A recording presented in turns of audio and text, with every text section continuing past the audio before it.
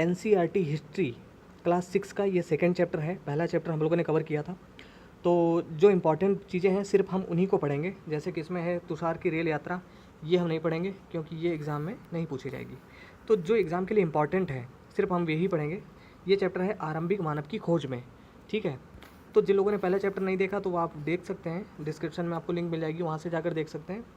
और जैसा कि मैंने बताया था आपको कि जैसे ही हमारी ये बुक कंप्लीट होगी, ये 6 क्लास की एनसीईआरटी की बुक जैसे ही कंप्लीट होगी, हम आपको शॉर्ट नोट्स, रिवीजन नोट्स बना के दे देंगे बहुत शॉर्ट में, ताकि आप बहुत फास्ट रिवाइज कर सकें, ठीक है। लेकिन उस रिवीजन नोट्स को पढ़ने से पहले आपको पूरी एनसीईआरटी एक बार ख़त्म करनी पड़ेगी, चाहे आप वीडियो देख के ख़त्म कर लें या खुद से पढ़ लें, ठीक है। तो जैसे हमारी ये बुक ख़त्म हो जाएगी वैसे ही हम आपको नोट्स दे देंगे अपने टेलीग्राम चैनल पर। तो आप हमारे टेलीग्राम चैनल से जुड़ सकते हैं। अगर आप टेलीग्राम पर हैं तो डिस्क्रिप्शन में आपको लिंक मिल जाएगी, वहाँ से टेलीग्राम ज्वाइन कर सकते हैं। फिर वहाँ हम आपको पीडीएफ बना के दे देंगे अपने नोट्स की। ओके, तो ये है आरंभिक मानव की खोज में। तो देखते हैं इसमें क्या क्या इंपॉर्टेंट चीज़ें हैं। जो इंपॉर्टेंट चीज़ें होंगी उनको हम पढ़ेंगे और समझेंगे। तो आरंभिक मानव, आखिर वे इधर उधर क्यों घूमते थे? तो हम उन लोगों के बारे में जानते हैं जो इस महाद्वीप में 20 लाख साल पहले रहा करते थे। तो पिछले चैप्टर में हम लोगों ने देखा था कि मनुष्य जो है वो नर्मदा नदी के किनारे 20 लाख साल पहले रहा करता था, और जो एक कुशल संग्राहक था, मतलब जंगलों की विशाल संपदा से वो परिचित था, और वहाँ से वो फल फूल पौधे और जो पत्तियाँ, जो भी उसके लिए ज़रूरी चीज़ें होती थी, उसको वो इकट्ठा कर लिया करता था। तो आज हम उन्हें आखेटक खाद्य संग्राहक के नाम से जानते हैं। किन्हें? जो 20 लाख साल पहले भारतीय उपमहाद्वीप में मनुष्य रहा करता था। तो आखेटक खाद्य संग्राहक का मतलब क्या हुआ? आखेटक का मतलब शिकार करता था, खाद्य संग्राहक मतलब खाने पीने की वस्तुओं को इकट्ठा करता था, ठीक है। इसलिए हम उस मनुष्य को क्या कहते हैं? आखेटक खाद्य संग्राहक के नाम से जानते हैं। ओके, भोजन का इंतजाम करने की विधि के आधार पर उन्हें इस नाम से पुकारा जाता है। आमतौर पर खाने के लिए वे जंगली जानवरों का शिकार करते थे। तो भोजन के लिए क्या करते थे? जंगली जानवरों का शिकार करते थे। मछलियाँ और चिड़ियाँ पकड़ते थे, यानी मछलियाँ भी खाते थे, चिड़ियाँ पकड़ते थे। फल मूल, मूल का मतलब होता है जड़, फल मूल, दाने, पौधे, पत्तियाँ, अंडे इकट्ठा किया करते थे। हमारे उपमहाद्वीप जैसे गर्म देशों में पेड़ पौधों की अनगिनत प्रजातियाँ मिलती हैं, इसलिए पेड़ पौधों से मिलने वाले खाद्य पदार्थ भोजन के अत्यंत महत्वपूर्ण स्रोत थे। ओके, तो दोस्तों इसमें बहुत इंपॉर्टेंट चीज़ें मिल गई हैं। देखिए, पढ़ते समय हमको भले ही इंपॉर्टेंट ना लगें, लेकिन वहाँ पर आपको जो ऑप्शन जब दे देते हैं ना कि वे मछलियाँ और चिड़ियाँ पकड़ते थे, तो पकड़ते थे कि नहीं पकड़ते थे, वहाँ पर 4 ऑप्शन में ये सब दे देंगे वहाँ पर, और कंफ्यूज हो जाते हैं हम, ठीक है, कि कौन कौन सी चीज़ें वो इकट्ठा करते थे। तो हर एक पैराग्राफ बहुत इंपॉर्टेंट है, जो भी, इसको आप ध्यान से देखते रहें। ओके, आगे बढ़ते हैं। लेकिन यह सब कर पाना बिल्कुल आसान नहीं था। ऐसे कई जानवर हैं जो हमसे ज़्यादा तेज़ भाग सकते हैं, और बहुत से जानवर हमसे ज़्यादा ताकतवर भी होते हैं। जानवरों के शिकार, चिड़ियाँ या मछलियाँ पकड़ने के लिए बड़ा सतर्क, जागरूक और तेज़ होना पड़ता है। पेड़ पौधों से खाना जुटाने के लिए यह जानना जरूरी होता है कि कौन से पेड़ पौधे खाने योग्य हैं, क्योंकि कई तरह के पौधे विषैले भी होते हैं। साथ ही फलों के पकने के समय की जानकारी भी जरूरी होती है। तो इसमें यह बताया गया कि वो मनुष्य, उसकी सभ्यता किस स्तर तक पहुंच चुकी थी, कि मतलब उसको ये भी पता था कि कौन से जानवरों को हम पकड़ के खा सकते हैं, किनको नहीं खा सकते हैं, और कौन से फलों को खाना चाहिए, कौन से पौधे विषैले हैं, ये सब चीज़ें उनको, उस मनुष्य को पता थी। इसके बाद है आखेटक खाद्य संग्राहक समुदाय के लोगों के एक जगह से दूसरी जगह में पर घूमते रहने के पीछे कम से कम 4 कारण हो सकते हैं। मतलब वो जगह भी बदल लिया करते थे, एक जगह से दूसरी जगह तक आया जाया करते थे। पहला कारण क्या था? पहला कारण यह कि अगर वे एक ही जगह पर ज़्यादा दिनों तक रहते हैं तो आसपास के पौधे, फलों और जानवरों को खाकर समाप्त कर देते थे। तो एक तो वजह ये थी कि भाई जब वहाँ के पेड़ पौधे, फल और जानवरों को खाकर उन्होंने समाप्त कर दिया, तो वो जगह को छोड़कर वे दूसरी जगह चले जाया करते थे। इसलिए भोजन की तलाश में इन्हें दूसरी जगहों पर जाना पड़ता था। ये तो हो गया पहला कारण। दूसरा कारण कि जानवर अपने शिकार के लिए या फिर हिरण और मवेशी अपना चारा ढूंढने के लिए एक जगह से दूसरी जगह जाया करते थे। इसलिए इन जानवरों का शिकार करने वाले लोग इनके पीछे पीछे जाया करते थे। मतलब दूसरा कारण ये था कि जानवर ही कभी कभी ये है कि अब जगह बदल लिया करते थे, तो इसकी वजह से उनको भी उनके पीछे जाना पड़ता था। तीसरा कारण यह कि पेड़ों और पौधों में फल फूल अलग अलग मौसम में आते हैं। इसीलिए लोग उनकी तलाश में उपयुक्त मौसम के अनुसार अन्य इलाकों में घूमते होंगे। तो इसका मतलब हुआ कि भाई जिस मौसम में जहाँ के जंगलों में फल फूल पौधे ये सब मिला करते थे, तो मौसम के हिसाब से वे जगह बदल लिया करते थे। और चौथा कारण यह है कि पानी के बिना किसी भी प्राणी या पेड़ पौधों का जीवित रहना संभव नहीं होता है, और पानी झीलों, झरनों और नदियों में ही मिलता है। यद्यपि कई नदियों और झीलों का पानी कभी कभी नहीं सूखता, कुछ झीलों और नदियों में पानी बारिश के बाद ही मिल पाता है। इसीलिए ऐसी झीलों और नदियों के किनारे बसे लोगों को सूखे मौसम में पानी की तलाश में इधर उधर जाना पड़ता था। यानी चौथा कारण था पानी का, कि बारिश के मौसम में या जब भी पानी समाप्त हो जाता था उनकी जगह पे, तो उनको जगह बदलनी पड़ती थी। इसके अलावा लोग अपने नाते रिश्तेदारों या मित्रों से मिलने भी जाया करते थे। यहाँ यह स्मरण रखना जरूरी है कि ये सभी लोग पैदल यात्रा किया करते थे। ओके, तो ये हो गया। इसके बाद है आरंभिक मानव के बारे में जानकारी कैसे मिलती है। तो ये देखने ध्यान से, पुरातत्वविदों को कुछ ऐसी वस्तुएं मिली हैं जिनका निर्माण और उपयोग आखेटक खाद्य संग्राहक किया करते थे। यह संभव है कि लोगों ने अपने काम के लिए पत्थरों, लकड़ियों और हड्डियों के औजार बनाए होंगे। तो किसके लिए, किन से औजार बनाए थे? पत्थरों, लकड़ियों और हड्डियों से भी। तो हड्डियों से बनाए थे कि नहीं बनाए थे? तो बनाए थे औजार, ये ध्यान रखना है आपको। और पत्थरों से भी बनाए और लकड़ियों से। इनमें से पत्थरों के औजार आज भी बचे हैं। यहाँ पर ये चित्र में आप देख सकते हैं। इनमें से कुछ औजारों का उपयोग फल फूल काटने, हड्डियाँ और मांस काटने तथा पेड़ों की छाल, जानवरों की खाल उतारने के लिए किया जाता था। तो इन औजारों का प्रयोग वो इस प्रकार से करते थे।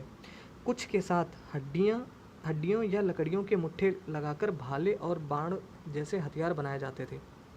कुछ औजारों से लकड़ियाँ काटी जाती थी। लकड़ियों का उपयोग ईंधन के साथ साथ झोपड़ियाँ और औजार बनाने में भी किया जाता था। इसका मतलब वे झोपड़ियाँ भी बनाते थे। ओके, पत्थर से बने औजार, ये पत्थरों से बने प्राचीनतम औजार हैं। काखंड, ये काखा गागा करके यहाँ पे लिखा है, पत्थर से बने प्राचीनतम औजार। खाखंड में इन्हें कई हजार साल बाद बनाया गया। छोटे जो औजार हैं पत्थरों के, इनको कई हजार साल बाद बनाया गया। गा, यहाँ पे खंड लिखा हुआ है, इन्हें और बाद में बनाया गया। तो गा वाले ये हैं। और घा, इन्हें लगभग 10,000 साल पहले बनाया गया। मतलब आज से 10,000 साल पहले इस प्रकार के छोटे बारीक औजारों को बनाया गया था। और यहाँ पे है ये वाले पत्थर आप देख रहे हैं, ये वाले, इन्हें कब बनाया गया? और ये गुटिका प्राकृतिक पत्थर हैं। तो जो गुटिका ये प्राकृतिक पत्थर ही मिल जाया करते थे पहाड़ों पर, तो उनके बारे में है। इसके बाद है पत्थर के औजारों का उपयोग किस लिए करते थे? एक तो पेड़ को काटने के काम आते थे। हाँ, जैसा कि हमने ऊपर पढ़ा है, दाएं जानवरों की खाल से बने वस्त्रों को सिलने के लिए भी किया जाता था। औजारों का प्रयोग, रहने की जगह निर्धारित करना। लाल त्रिकोण वाले स्थान वे पुरा स्थल हैं जहाँ पर, अब हम नीचे मानचित्र देखेंगे, तो लाल त्रिकोण वाले स्थान वे पुरा स्थल हैं जहाँ पर आखेटक खाद्य संग्राहकों के होने के प्रमाण मिले हैं। तो आखेटक खाद्य संग्राहक जो मनुष्य था वो कहाँ कहाँ मिला है, वो अभी हम आपको चित्र दिखाएंगे, उसमें है। इसके अलावा और भी कई स्थानों पर आखेटक खाद्य संग्राहक रहते थे। मानचित्र में सिर्फ कुछ गिने चुने स्थान ही चिन्हित किए गए हैं। कई पुरा स्थल नदियों और झीलों के किनारों पर पाए गए हैं। तो देखते हैं इसको ध्यान से, और ये चीज़ें हमसे आगे की जो एनसीईआरटी की क्लासेस की जो पुस्तकें होंगी उनमें ये चीज़ें काम में आएंगी।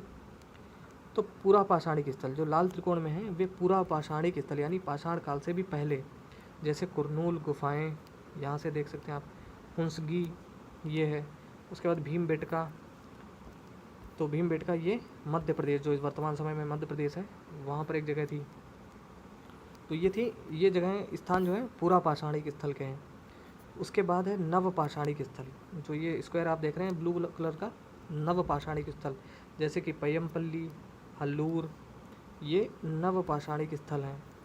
और कोल्डिहेवा, महागढ़ा, ये स्थान है नव पाषाणिक स्थल।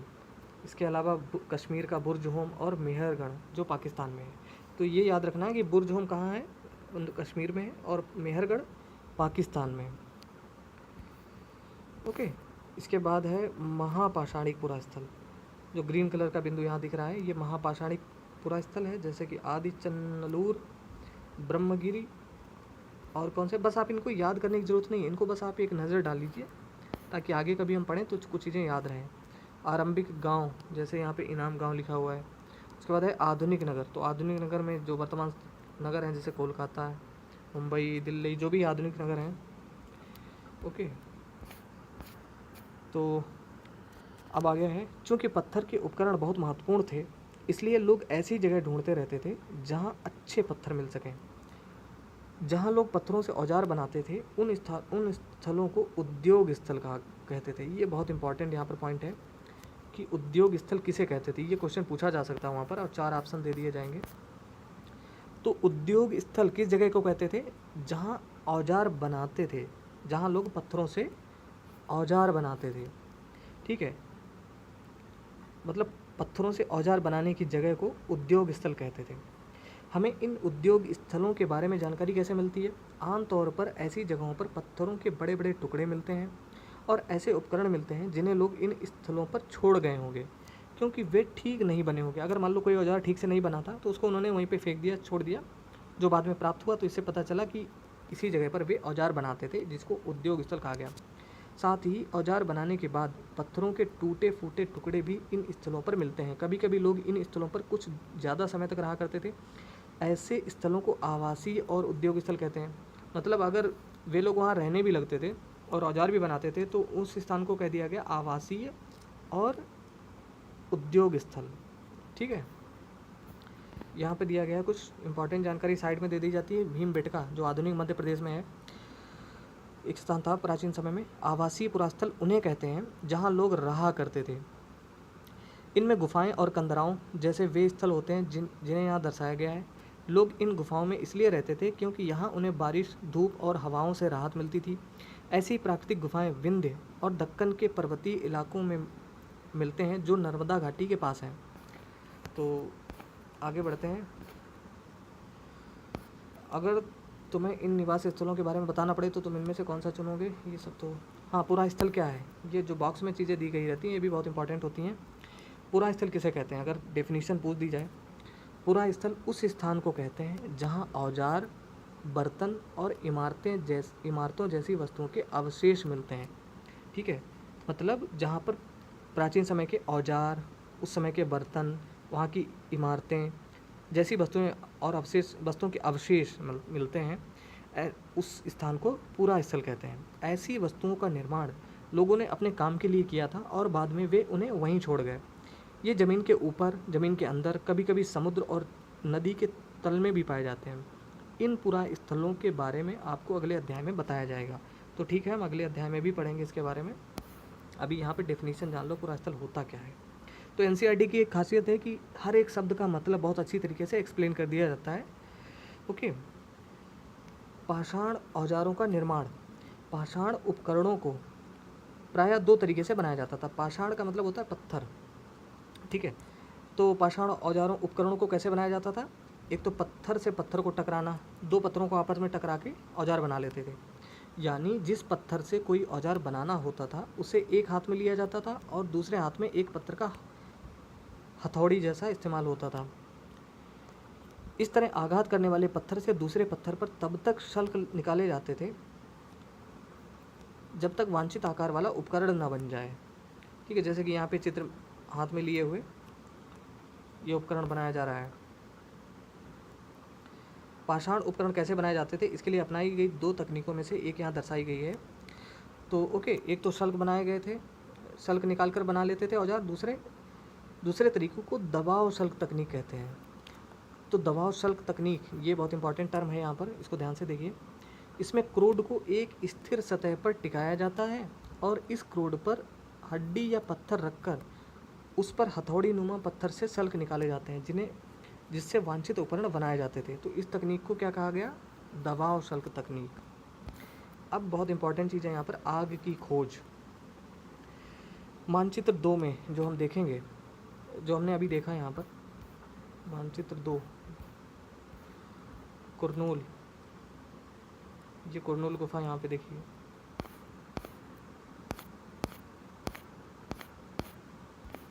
आग की खोज, मानचित्र 2 में कुरनूल गुफा ढूंढो।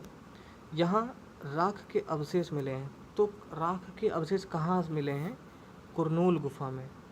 बहुत इंपॉर्टेंट है, इसको याद रखना है। हम आपको जो हम अपने शॉर्ट नोट्स बनाएंगे, रिवीजन नोट्स, उसमें भी इसको लिखेंगे। ओके, बस आप यहाँ से समझते चलिए बस हमारे साथ साथ। तो यहाँ राख के अवशेष मिले हैं, इसका मतलब यह है कि आरंभिक लोग आग जलाना सीख गए थे। आग का इस्तेमाल कई कार्यों के लिए किया गया होगा, जैसे कि प्रकाश के लिए, मतलब रोशनी के लिए, मांस पकाने के लिए और ख़तरनाक जानवरों को दूर आदि भगाने के लिए। तो आग का प्रयोग किस किस काम के लिए करते थे? एक तो रोशनी के लिए करते थे, प्रकाश के लिए। दूसरा ये है कि जो भोजन पकाने के लिए, यानी मांस जैसे चीज़ों को पकाने के लिए। और तीसरा जानवरों को दूर भगाने के लिए। आगे बढ़ते हैं। बदलती जलवायु, ये भी बहुत इंपॉर्टेंट है। लगभग 12,000 साल पहले, आज से लगभग 12,000 साल पहले दुनिया की जलवायु में बड़े बदलाव आए और गर्मी बढ़ने लगी। इसके परिणाम स्वरूप कई क्षेत्रों में घास वाले मैदान बनने लगे। इससे हिरण, बारहसिंगा, भेड़, बकरी और गाय जैसे उन जानवरों की संख्या बढ़ी जो घास खाकर जिंदा रह सकते हैं। ठीक है, जो लोग इन जानवरों का शिकार करते थे वे भी इनके पीछे आए और इनके खाने पीने की आदतों और प्रजनन के समय की जानकारी हासिल करने लगे। हो सकता है कि तब लोग इन जानवरों को पकड़कर अपनी ज़रूरत के अनुसार पालने की बात सोचने लगे हों। साथ ही इस काल में मछली भी भोजन का महत्वपूर्ण स्रोत बन गई थी। तो ठीक है, मतलब दूसरे जानवरों को तो मारकर वो खाते ही थे उनका मांस, और मछली भी एक महत्वपूर्ण भोजन था उस समय। तो ये चीज़ याद रखना है कि मछली भी एक महत्वपूर्ण भोजन था। इसी दौरान उपमहाद्वीप के भिन्न भिन्न इलाकों में गेहूं, जौ और धान जैसे अनाज प्राकृतिक रूप में उगने लगे थे। शायद महिलाओं, पुरुषों और बच्चों ने इन अनाजों को भोजन के लिए बटोरना शुरू कर दिया होगा। ओके, इसके बाद है नाम और तिथियाँ। ये भी बहुत इंपॉर्टेंट है, इसको ध्यान से देखिए। हम जिस काल के बारे में पढ़ रहे हैं, पुरातत्वविदों ने उनके बड़े बड़े नाम रखे हैं। आरंभिक काल को वे पुरापाषाण काल कहते हैं। आरंभिक काल मतलब जो शुरुआत का काल था, प्रारंभ का काल था, उसको पुरापाषाण काल कहा गया। यह शब्द दो शब्दों, पुरा यानी प्राचीन और पाषाण यानी पत्थर से बना है। ठीक है, यह नाम पुरा स्थलों से प्राप्त पत्थर के औजारों के महत्व को बताता है। यानी जिस समय में पत्थर के औजार बनाए गए थे उसको पुरापाषाण काल कह दिया गया। पुरापाषाण काल 20 लाख साल पहले से 12,000 साल पहले के दौरान माना जाता है। यानी आज से 20 लाख साल पहले से लेकर और आज से 12,000 साल पहले तक का समय जो है उसको क्या कहा गया? पुरापाषाण काल। इसको नोट करेंगे हम अपने नोट्स में। ओके, इस काल को भी 3 भागों में विभाजित किया गया है। किस काल को? पुरापाषाण काल को 3 भागों में विभाजित किया गया। कौन कौन से? आरंभिक पुरापाषाण काल, मध्य पुरापाषाण काल और उत्तर पुरापाषाण काल। पुरापाषाण काल या पुरापाषाण युग कह सकते हैं। मानव इतिहास की 99% कहानी इसी काल के दौरान घटित हुई। किस काल के दौरान? पुरापाषाण काल के दौरान घटित हुई। यानी मानव इतिहास की 99% कहानी वो आज से 20 लाख साल पहले से लेकर आज से 12,000 साल पहले के बीच में घटित हुई थी। जिस काल में हमें पर्यावरणीय बदलाव मिलते हैं उसे मेसोलिथ यानी मध्य पाषाण युग कहते हैं। ये बहुत इंपॉर्टेंट है, इसको पूरा हमें नोट करना पड़ेगा। यानी जिस काल में हमें पर्यावरणीय बदलाव मिले हैं उसे क्या कहा गया? मेसोलिथ। और मेसोलिथ का मतलब होता है मध्य पाषाण युग। इसका समय लगभग 12,000 साल पहले से लेकर 10,000 साल पहले तक का माना गया है। यानी मेसोलिथ का समय, मेसोलिथ या कह सकते हैं मध्य पाषाण युग का समय जो है वो 12,000 साल पहले से लेकर 10,000 साल पहले के बीच का माना गया है। और पुरापाषाण काल का था 20 लाख साल पहले से लेकर 12,000 साल पहले तक का। तो इसको ध्यान रखें।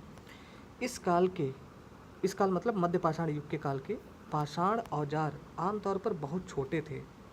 इन्हें माइक्रोलिथ यानी लघु पाषाण कहा गया। तो मेसोलिथ का मतलब होता है मध्य पाषाण युग, और मेसोलिथ में जो औजार थे उनको माइक्रोलिथ कहा गया। माइक्रोलिथ का मतलब, माइक्रो का शब्द मतलब आप जानते ही हैं, माइक्रो मतलब बहुत छोटा। तो माइक्रोलिथ का मतलब हुआ लघु पाषाण, छोटे पत्थर के औजार। प्रायः इन औजारों में हड्डियों या लकड़ियों के मुट्ठे लगे हंसियाँ और आरी जैसे औजार मिलते थे। साथ साथ पुरापाषाण युग वाले औजार भी इस दौरान पाए जाते थे। यानी पुराने भी पाए जाते थे और नए छोटे औजार भी बनाए जाने लगे थे। अगले युग की शुरुआत लगभग 10,000 साल पहले से होती है। इसे नवपाषाण युग कहा गया। तो यहाँ पर एक चीज़ आप बहुत ध्यान से देख रहे होंगे कि पुरापाषाण युग काल कब से कब तक का था? 20 लाख से 12,000 साल पहले तक का। उसके बाद आया मध्य पाषाण युग वो 12,000 साल पहले से लेकर 10,000 साल पहले तक का आया। और नवपाषाण युग की शुरुआत कब हुई? 10,000 साल पहले से और उसके बाद तक। ठीक है, तो इसे नवपाषाण युग कहा जाता है। अगले अध्याय में तुम नवपाषाण युग के बारे में पढ़ोगे, तो ठीक है, हम पढ़ेंगे अगले अध्याय में। नवपाषाण युग का क्या मतलब होता होगा? हमने कुछ स्थानों में नाम दिए हैं, अगले अध्याय में तुम्हें अनेक नाम मिलेंगे। अक्सर हम पुराने स्थानों के लिए उन नामों का प्रयोग करते हैं जो आज प्रचलित हैं, क्योंकि हमें ज्ञात नहीं है कि उस काल में इनके नाम क्या रहे होंगे। ठीक है, तो इसलिए हमने इनके नाम रखे हैं।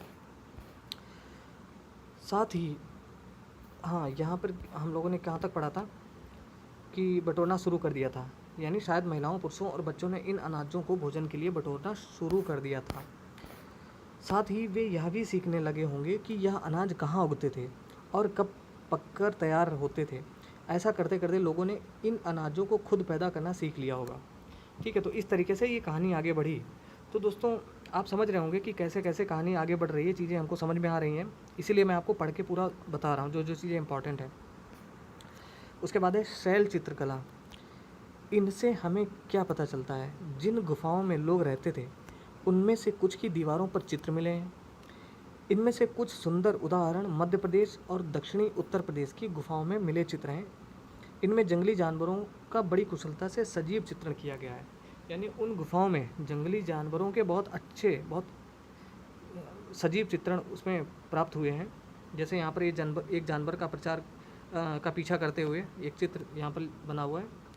कौन क्या करता था? हमने पढ़ा है कि आरंभिक लोग शिकार तथा फल मूल का संग्रह किया करते थे। वे पत्थरों के औजार और गुफाओं में चित्र बनाते थे।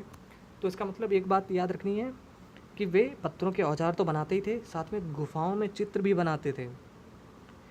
क्या हमें कोई ऐसे साक्ष्य मिलते हैं जिनसे पता चले कि महिलाएं शिकार करती थीं या पुरुष औजार बनाते थे, या फिर महिलाएं चित्रकारी करती थी और पुरुष फल मूल इकट्ठा करते थे? वास्तव में हमें इसका ज्ञान नहीं है, लेकिन दो बातें हो सकती हैं। महिला और पुरुष दोनों ने मिलकर कई काम एक साथ किया होगा। यह भी संभव है कि कुछ तरह के काम केवल महिलाएं करती थीं और कुछ केवल पुरुष। इसके अलावा उपमहाद्वीप के अलग अलग क्षेत्रों में अलग अलग परंपराएं भी रही होंगी। उसके बाद है भारत में शुतुरमुर्ग। तो ये भी जान लो भाई शुतुरमुर्ग के बारे में। भारत में पूरा पाषाण युग के दौरान शुतुरमुर्ग होते थे। तो पूरा पाषाण युग कब से कब तक का था? ये याद रखना है, 20 लाख साल पहले से लेकर 12,000 साल पहले तक का। महाराष्ट्र के पटने पुरास्थल से, तो पटने एक पुरास्थल का नाम है जो महाराष्ट्र में है, से शुतुरमुर्ग के अंडों के अवशेष मिले हैं। तो शुतुरमुर्ग के अंडों के अवशेष कहाँ मिले हैं, कहाँ से प्राप्त हुए हैं? महाराष्ट्र के पटने नामक पुरास्थल से, ये याद रखना होगा। इनके कुछ छिलकों पर, किसके छिलकों पर? शुतुरमुर्ग के अंडों के छिलकों पर चित्रांकन भी मिलता है। इन अंडों से मनके भी बनाए जाते थे। ठीक है, मनके शायद आभूषण का नाम होगा, जो हम अगले अध्याय में, अगले चैप्टर्स में देखेंगे क्या है। उसके बाद है हुंसगी का सूक्ष्म निरीक्षण। तो हुंसगी जो हमने मानचित्र में देखा था, यहाँ पर पूरा पाषाण युग की कई पुरास्थल मिले हैं। कुछ पुरास्थलों से अलग अलग कार्यों में लाए जाने वाले कई प्रकार के औजार मिले थे। ये संभवतः आवास और उद्योग स्थल रहे होंगे। तो आवास और उद्योग स्थल कौन थे? जहाँ पर लोग औजार बनाते थे और रहते भी थे। और उद्योग स्थल कौन थे? जहाँ पर लोग औजार बनाते थे। तो हम इन चीज़ों को रिवाइज भी करते रहें। कुछ छोटे पुरास्थलों में भी औजारों के बनाए जाने के प्रमाण मिले हैं। इनमें से कुछ पुरास्थल झरनों के निकट थे। अधिकांश औजार चूना पत्थरों से बनाए जाते थे। तो अधिकांश औजार किन से बनाए जाते थे? याद रखना है, चूना पत्थरों से बनाए जाते थे। ठीक है, मतलब औजार तो पत्थरों से भी बनाए जाते थे, हड्डियों से भी बनाए जाते थे, लकड़ियों से भी बनाए जाते थे, लेकिन अधिकांश औजार चूना पत्थरों से बनाए जाते थे। ओके, अन्यत्र। अब अन्यत्र, इसमें फ्रांस की कहानी दी गई है, इसका कोई मतलब नहीं है एग्जाम से हमारे, और हम जो वर्ल्ड हिस्ट्री की जो एनसीईआरटी जब शुरू करेंगे तो उसमें ही पढ़ लेंगे। ओके, कल्पना करो। तो ये तो कल्पना, हाँ, उपयोगी शब्द हमने कौन कौन से देखे? आखेटक, खाद्य संग्राहक। तो आखेटक खाद्य संग्राहक का मतलब क्या होता है? आखेटक का मतलब शिकार करना और खाद्य संग्रह का मतलब भोजन एकत्रित करना। तो आरंभिक मानव कैसा था? आखेटक और खाद्य संग्राहक मानव था। पूरा स्थल का मतलब हम जान ही गए हैं। उद्योग स्थल का मतलब जहाँ लोग औजार बनाते थे। आवासीय स्थल जहाँ लोग रहते थे। पूरा पाषाण का मतलब 20 लाख से लेकर और 12,000 साल तक का समय। मध्य पाषाण 12,000 से 10,000 साल पहले तक का, और 10,000 साल के बाद का समय। उसके बाद लघु पाषाण। लघु पाषाण ओके, मतलब नवपाषाण युग। कुछ महत्वपूर्ण तिथियाँ: मध्य पाषाण युग 12,000 साल से 10,000 साल पहले। नवपाषाण युग का आरंभ 10,000 साल पहले हुआ था। ओके, तो दोस्तों ये चैप्टर हमारा था, कंप्लीट हो गया है। और इसके बाद तीसरा चैप्टर बहुत जल्द आपको मिल जाएगा। अगर ये वीडियो अच्छा लगा हो तो प्लीज़ आप इसको ज़रूर लाइक करें और अपने उन दोस्तों के साथ ज़रूर शेयर करें जो लोग प्रिपरेशन कर रहे हैं। चैनल को सब्सक्राइब कर लें अगर आप इस चैनल पर नए आए हैं, और बेल आइकन को ज़रूर प्रेस कर लें ताकि जैसे ही हम वीडियो अपलोड करें तो आपको नोटिफिकेशन मिल जाए कि वीडियो अपलोड हो चुका है। तो दोस्तों ये वीडियो देखने के लिए आप सभी का बहुत बहुत धन्यवाद। आपका दिन शुभ हो।